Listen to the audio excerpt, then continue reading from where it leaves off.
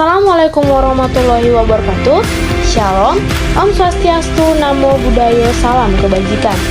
Kami dari kelompok 1 akan menyajikan dan mempresentasikan video pembelajaran tentang norma dengan susunan norma masyarakat untuk memenuhi tugas akhir semester mata kuliah Hukum Perundang-undangan yang diampu oleh Ibu Siti Koryah SHIMH.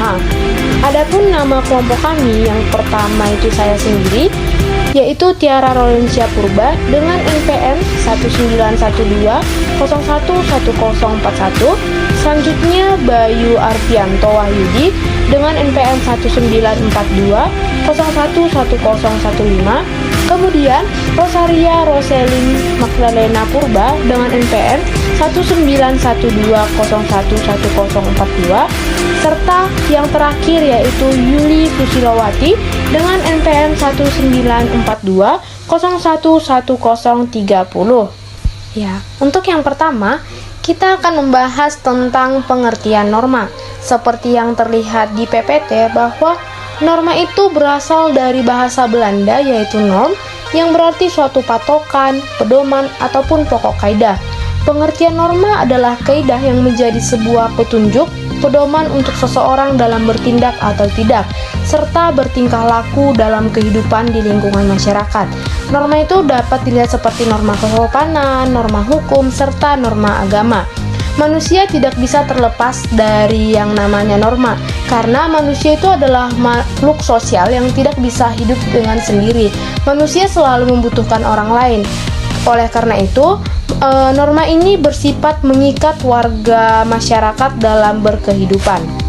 Ya, selanjutnya kita akan membahas tentang macam-macam norma. Yang pertama itu adalah norma formal dan yang kedua itu adalah norma non-formal. Norma formal adalah ketentuan dan aturan dalam kehidupan bermasyarakat yang dibuat oleh lembaga atau institusi yang sifatnya resmi ataupun formal. Norma ini dibuat oleh lembaga-lembaga yang bersifat formal seperti perintah presiden, peraturan pemerintah, konstitusi, dan lain sebagainya. Kemudian itu non-formal. Norma non-formal adalah ketentuan dan aturan dalam kehidupan bermasyarakat yang tidak kita ketahui tentang siapa dan bagaimana yang menerangkan tentang norma tersebut. Norma ini biasanya tidak tertulis, tetapi masyarakat dengan sadar melakukannya seperti sebuah kebiasaan yang ada dalam suatu lingkungan kehidupan bermasyarakat. Contoh norma non-formal ini dapat kita lihat seperti berpakaian dengan sopan, bertutur kata dengan sopan, dan lain sebagainya. Selanjutnya akan dibahas oleh teman saya yaitu Bayu Arfianto. Selanjutnya yaitu jenis-jenis norma. Yang pertama norma agama.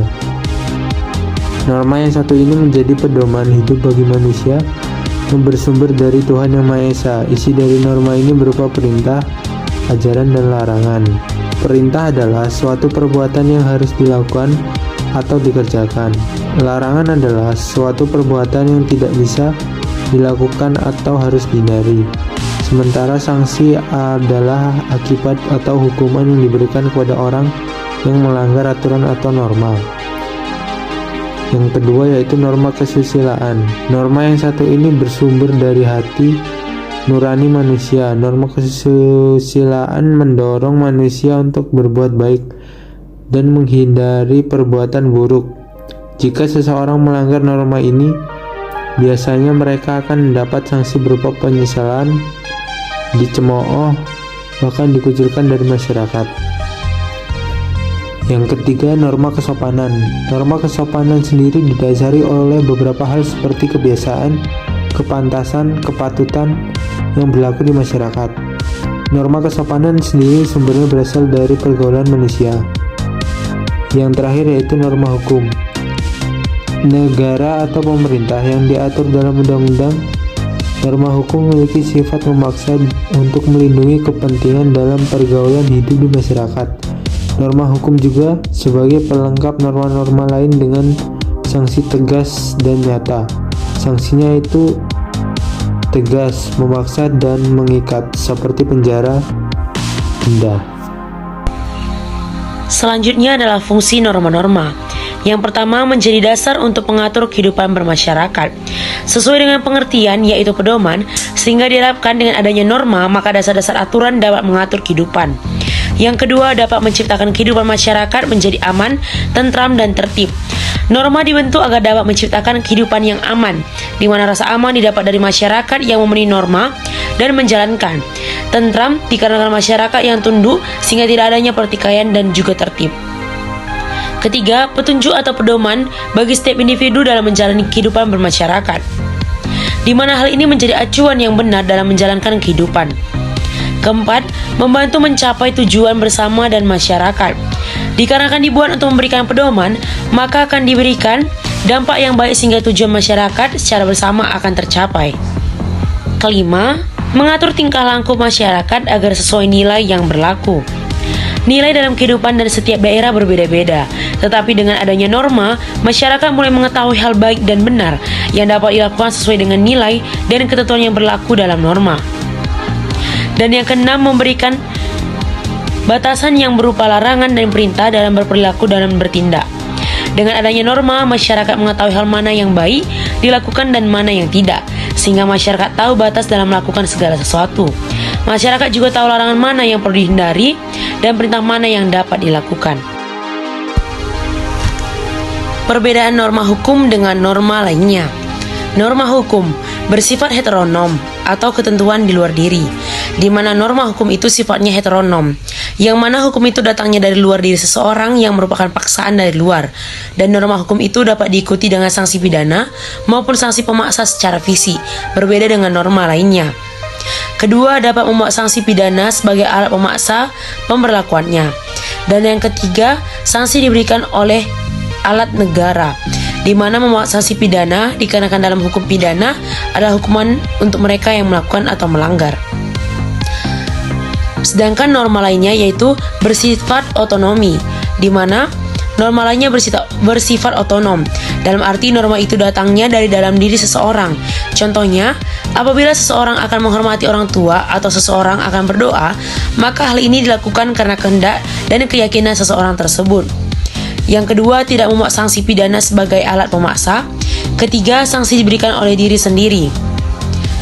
Sanksi diberikan oleh diri sendiri karena biasanya berhubungan dengan sanksi sosial. Fungsi norma hukum.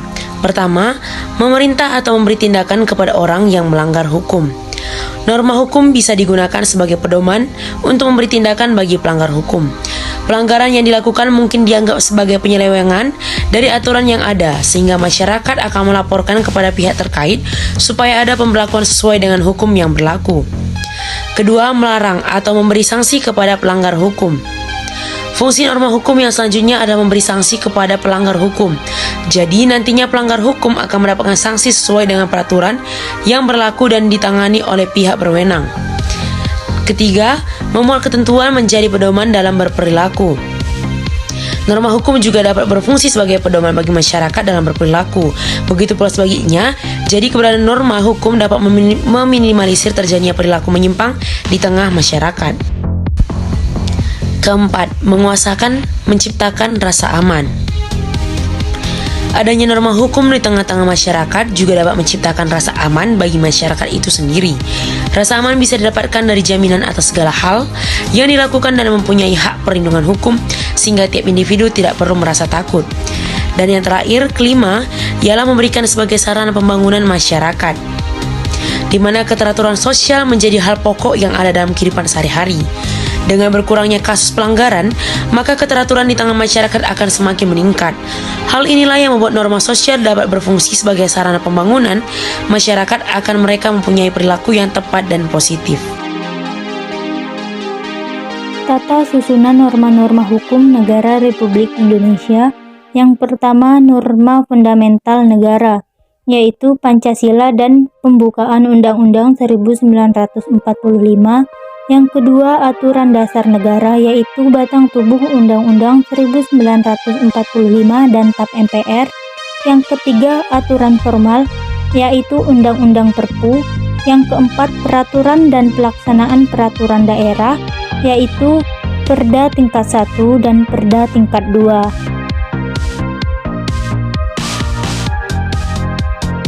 Norma fundamental. Negara yang merupakan norma tertinggi dalam suatu negara ini adalah norma yang tidak dibentuk oleh suatu norma yang lebih tinggi lagi, tetapi ditetapkan terlebih dahulu oleh masyarakat dalam suatu negara dan merupakan suatu norma yang menjadi tempat bergantungnya norma-norma hukum di bawahnya. Dikatakan bahwa norma-norma yang tertinggi ini tidak dibentuk oleh norma-norma yang lebih tinggi lagi, yaitu karena kalau norma yang tertinggi itu dibentuk oleh norma yang lebih tinggi lagi, ia bukan merupakan norma yang tertinggi. State fundamental norm. Suatu negara merupakan landasan filosofi yang mengandung kaidah-kaidah dasar bagi pengaturan negara lebih lanjut. Sistem norma hukum Indonesia. Berdasarkan teori Hans Kelsen, struktur tata hukum Indonesia adalah State fundamental norm, yaitu Pancasila, pembukaan Undang-Undang 1945, yang kedua State Grundgesetz, yaitu batang tubuh Undang-Undang 1945, TAP MPR dan Konvensi Ketatanegaraan. Yang ketiga, Formelgesetz, yaitu undang-undang. Yang keempat, Veronuk dan Autonomsatzung, yaitu secara hierarkis mulai dari peraturan pemerintah hingga keputusan bupati atau wali kota. Tata susunan norma hukum. Tata susunan norma hukum secara teoritik. Tata urutan peraturan perundang-undangan dapat dikaitkan dengan ajaran Hans Kelsen mengenai Stufenbau des Rechts atau The Hierarchy of Law, yang berintikan bahwa norma hukum merupakan suatu susunan berjenjang dan setiap norma hukum yang lebih rendah bersumber dari kaidah yang lebih tinggi. Hans Nawiaski mengelompokkan norma-norma hukum dalam suatu negara menjadi 4 kelompok besar yang terdiri atas norma fundamental negara, merupakan norma tertinggi dalam negara yang tidak dibentuk oleh suatu norma yang lebih tinggi lagi, tetapi telah ditetapkan terlebih dahulu oleh masyarakat dalam suatu negara dan merupakan suatu norma yang menjadi tempat bergantungnya norma-norma hukum di bawahnya. Selanjutnya, aturan dasar atau pokok negara merupakan kelompok norma hukum di bawah norma fundamental negara. Yang terakhir, undang-undang formal, kelompok norma hukum yang berada di bawah aturan dasar. Sekian pemaparan materi dari kami. Semoga materi ini bermanfaat bagi kita semua. Kami akhiri, wassalamualaikum warahmatullahi wabarakatuh.